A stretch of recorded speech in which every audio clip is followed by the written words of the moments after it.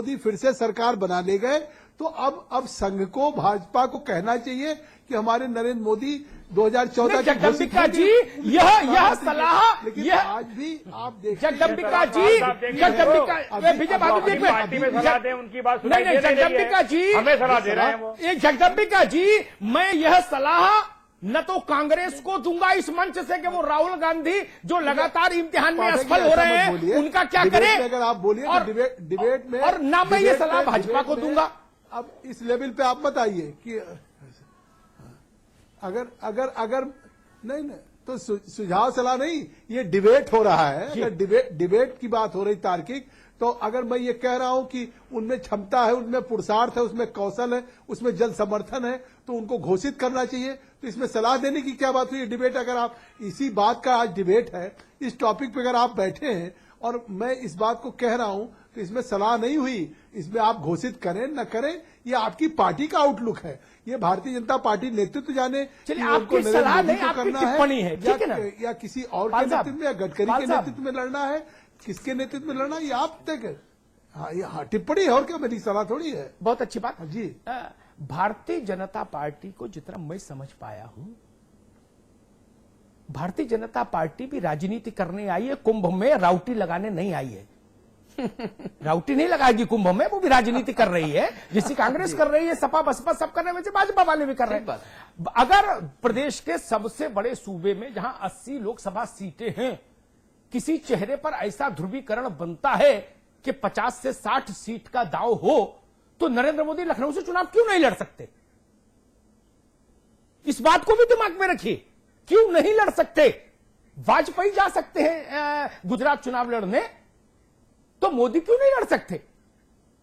अगर भारतीय जनता पार्टी के रणनीतिकारों को यह लगेगा, तो स्वाभाविक है, मोदी आज पोस्टर लगे हैं, हो सकता है साल भर बाद मोदी पर्चा भरने आ जाए लखनऊ, कोई मना तो क्या नहीं कर रहा, दिक्कत है? बिल्कुल लड़ सकते हैं, क्या दिक्कत है? कहीं लड़ सकता है, कोई दिक्कत नहीं, लेकिन ये भाजपा तय करेगी कि क्या उससे उतना बड़ा लाभ होने वाला है। अगर लाभ होने वाला है जी, तो ये भी मेरी टिप्पणी को ध्यान रखिए, ताकि सनद रहे वक्त पर ऐसा भी हो सकता है कि लखनऊ कचेरी में विजय बहादुर पाठक और सब लोग नरेंद्र मोदी का पर्चा भरवा रहे हो जी लोकसभा चुनाव। जी, ये भी ध्यान रखिए। पाल साहब, आपकी आखिरी रिएक्शन, फाइनल कमेंट।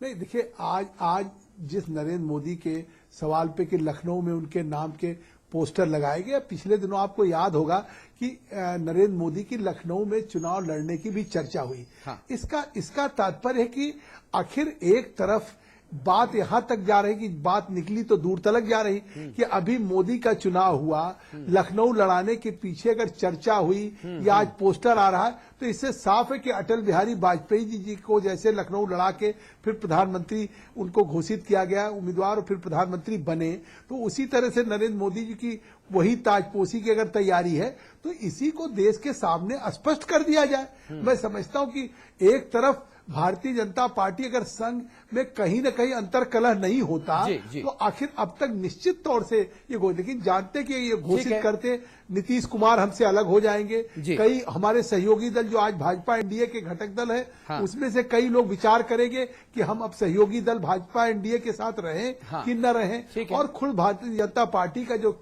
शीर्षस्थ नेतृत्व है उनमें जो अंतरकलह है उसको लेकर के, इसलिए इस कारण से मतलब देखिए नफा और नुकसान की श्रेणी में इस समय चल रहे हैं कि नरेंद्र मोदी को घोषित किया जाए तो इसका नफा कितना होगा, नुकसान कितना होगा। नहीं तो विचार करना गलत बात नहीं है। अगर किसी पार्टी का आला कमान किसी मुद्दे विशेष पर विचार करता है, रणनीति बनाता है, तो इसमें गलत बात नहीं होनी चाहिए। अतुल, मैं इसमें एक बात जरूर कहूंगा, बहुत अच्छी, एक बहुत जरूरी बात कहूंगा कि भारतीय जनता पार्टी और संघ परिवार में मैं मान लेता हूं पाल साहब के कहे के मुताबिक के अंतरकलह है। कांग्रेस में तो अंतरकलह नहीं, एक ही शक्तिपीठ, वहां तो कोई दूसरा पीठ ही नहीं, तो वहां तो कम से कम राहुल को प्रचार अभियान कमेटी का अध्यक्ष क्यों, तैयारी समिति का राहुल गांधी कांग्रेस का चेहरा होंगे 2014 में। इस चिट्ठी पर जनार्दन द्विवेदी दस्तखत करके 24 अकबर रोड में क्यों नहीं बांट दिया अभी तक? क्या समस्या है?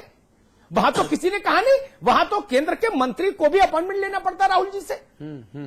और राहुल युवराज है, इस पर भी किसी को ऐतराज नहीं। नंबर 2 है, नंबर 2 क्या आप उनको नंबर 1 भी कहे तो भी कोई आपत्ति नहीं, मां और बेटे में कोई अंतर नहीं होता। वो उनके पुत्र हैं भाई। तो क्या समस्या है? लेकिन मैं फिर कांग्रेस को बेनिफिट ऑफ डाउट दूंगा। राजनीति करती है पार्टी, उसको रणनीति के मुताबिक समय चुनने का अधिकार होना चाहिए जी।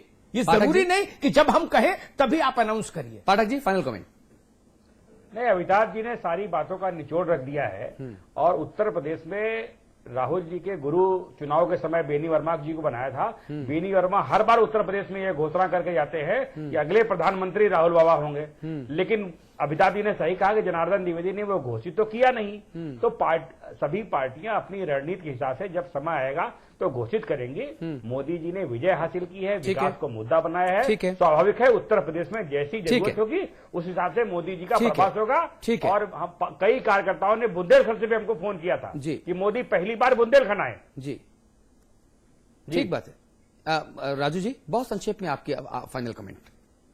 नहीं, मुझे लगता है कि जिस तरह से उत्तर प्रदेश में एक तैयारी धीरे धीरे की जा रही है और बीजेपी भी इस बात की लोगों की नब्ज टटोलना चाहती है कि कितना जन रुझान उनको इस मोदी को प्रोजेक्ट करके मिल सकता है। और जो कांग्रेस की आकुलता है, मुझे लगता है कांग्रेस को यह लगता है कि अगर जल्द मोदी का नाम हो जाए तो वोटों का ध्रुवीकरण जातीय आधार पर, सांप्रदायिक आधार पर हो, और यही मुलायम सिंह यादव को भी अनुकूल लगता है। तो बीजेपी के लिए कुल मिलाकर मोदी का जो नाम है वो उछालना अपने को धीरे धीरे मजबूत करने की दिशा में एक कदम हो सकता है। हालांकि लखनऊ में मोदी आएंगे, इसको लेकर जो लखनऊ में दावेदारी करने वाले बीजेपी के बड़े नेता हैं, हाँ। उनकी तरफ से बहुत अटकलें, बहुत बाधाएं बीच में इसमें हो सकती। जी अमिताभ जी, बहुत संक्षेप में फाइनल कमेंट। गोविंद पंत राजू से एक बात कहूंगा, इनको याद होगा उत्तर प्रदेश का सबसे तीखा सांप्रदायिक ध्रुवीकरण जवाहरलाल के समय से और आज के अखिलेश के राज तक में हुआ, जब दो नेता उत्तर प्रदेश में शिखर पर थे, कल्याण सिंह और मुलायम सिंह। तो भाजपा 59 या 61 सीट जीत के लोकसभा पहुंची थी। सांप्रदायिक ध्रुवीकरण तो हुआ था ना, तो किसको लाभ हुआ? कांग्रेस को कितना लाभ हो गया उस समय, और मुलायम सिंह की पार्टी को कितना लाभ हो गया? उस समय तो मुलायम सिंह जी ने गोली चलवाई थी अयोध्या में, उससे बड़ा और क्या प्रमाण देते मुलायम सिंह जी एक वर्ग को? लेकिन परिणाम नहीं मिला वोट में।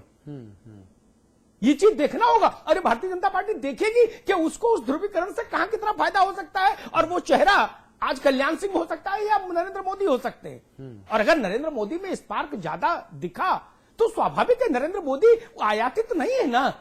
नरेंद्र मोदी किसी दूसरी पार्टी के नेता थोड़ी ना है कि जिनको इनवॉइस भेज के पोर्ट कराना पड़ेगा, और ना किसी दूसरे देश के हैं। ना पार्टी अधिकृत है, पार्टी अपने कार्यकर्ता को कहीं भी भेज सकती है।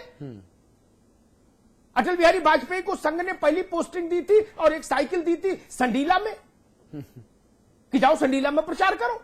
तो पार्टी को अधिकार है, और इसमें क्या हैरानी। और एक बात मैं कहूंगा, जैसे कांग्रेस में इंदिरा जी का रास्ता कोई नहीं रोक पाया, अगर नरेंद्र मोदी में वही स्पार्क होगा, मैं इस बहस में नहीं पड़ता कि स्पार्क है कि नहीं, ठीक बात है। अगर होगा तो यकीन रखिए राजनाथ सिंह, कल्याण सिंह, जेटली जी, गडकरी जी, जितने जी हैं, ये लोग उस स्पार्क से आप मुकाबला कर सकते हैं तो टिकेंगे। अन्यथा मैंने लोगों को महत्वहीन होते देखा क्षण भर में।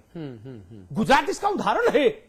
20 साल पहले जब नरेंद्र मोदी भेजे गए थे तो नरेंद्र मोदी और संजय भाई जोशी बराबर की हैसियत के दोनों लोग थे वहां संघ की तरफ से। आखिर मोदी में कुछ तो रहा होगा।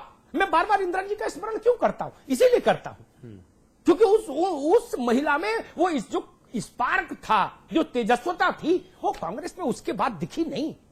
इसीलिए इंदिरा जी जैसा औरा किसी ने क्रिएट नहीं कर पाया इस देश में। ठीक है। और वाजपेयी के पास जो स्पार्क था वो दूसरे में नहीं दिखा इंदिरा जी के बाद, तो उनके बराबर का नेता कोई नहीं हुआ। और अगर अब नरेंद्र मोदी इमर्ज हो रहे हैं तो कुछ तो बात है कि चेन्नई से चल के जयललिता आती हैं।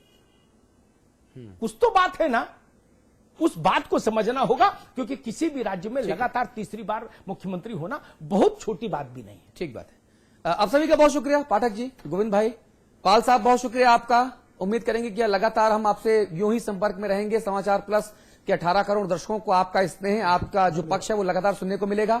बहुत धन्यवाद आपका। अमिताभ जी आप बने रहेंगे, एक ब्रेक ले रहे हैं। ब्रेक के उस पार उत्तराखंड की बात करेंगे, जहां भारतीय जनता पार्टी भारतीय झंझट पार्टी के तौर पर लोगों के सामने पता नहीं क्यों आती जा रही है। ब्रेक के उस पार।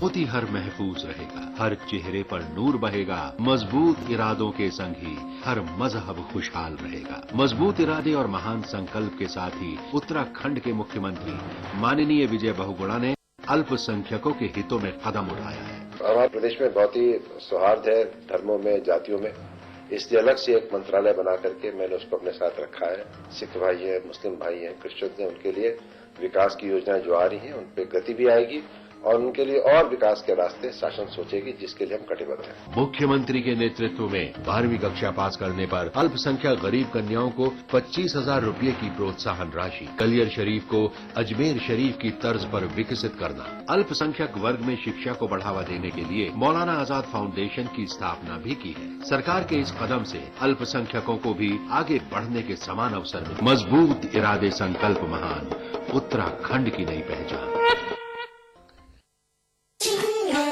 आज ली क्या इंटरेस्टिंगली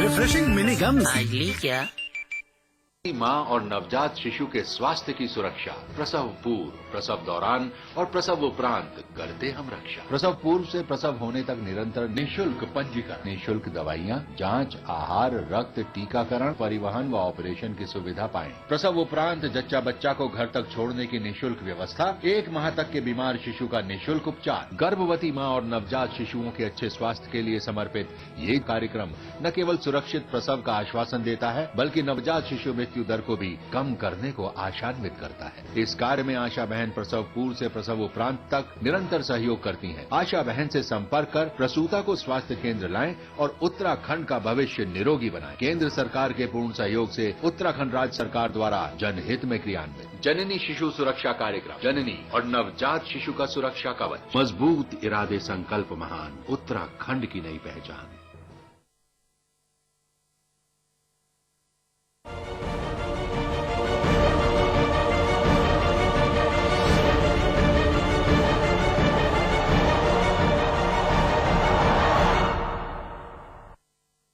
और अब बात उत्तराखंड की करेंगे, जहां पर भारतीय जनता पार्टी में आए दिन कोई ना कोई ऐसी हलचल मचती रहती है जिससे उसका कहीं ना कहीं एक जो क्रेडिबिलिटी है उस पर विरोधी हमला करते हैं। इस बार बात प्रदेश अध्यक्ष पद को लेकर हो रही है।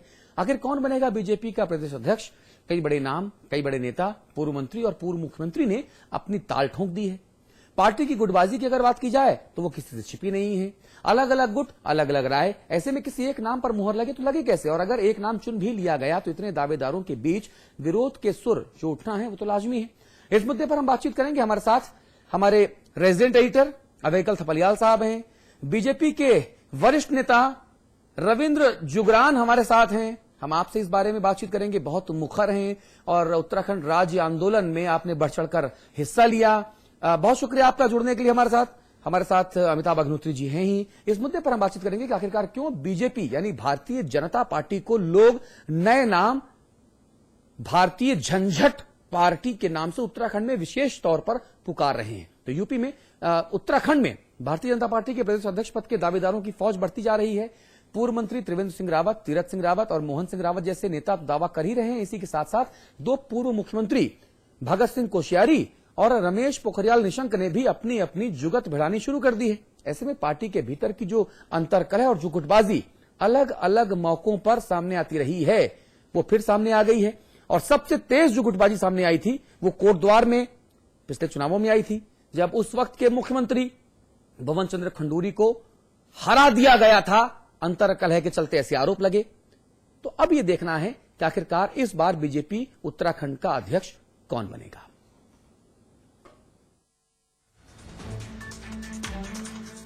लोकसभा चुनावों से ठीक पहले अंतरकलह और भारी गुटबाजी के बीच बीजेपी हाईकमान के लिए क्षेत्रीय और जातीय समीकरण में संतुलन बैठाते हुए सर्वमान्य अध्यक्ष तलाशना एक बड़ी चुनौती नजर आ रहा है। पार्टी का अध्यक्ष बनने के लिए दावेदार अपनी गोटियां बैठाना शुरू कर चुके हैं। पूर्व मंत्री त्रिवेंद्र सिंह रावत, तीरथ सिंह रावत और मोहन सिंह रावत गांववासी और वर्तमान महामंत्री धन सिंह रावत नए अध्यक्ष पद की दौड़ में पहले से ही शामिल थे। इनके अलावा लाखीराम जोशी, सूरत राम नौटियाल, नरेश बंसल के अलावा श्रीमती विनोद उनियाल ने बतौर महिला प्रत्याशी अध्यक्ष पद पर अपना दावा ठोक दिया है। बीजेपी अध्यक्ष बिशन सिंह चुफाल का कहना है कि पार्टी में लोकतांत्रिक प्रक्रिया है, इसीलिए दावेदारों की संख्या बढ़ रही है। नाम थे जो तय उसमें थे, उन नामों के अलावा और भी नाम उसमें आ रहे हैं बहुत सारे। उस नाम से जैसे लाखीराम जोशी जी का नाम है, सूरत राम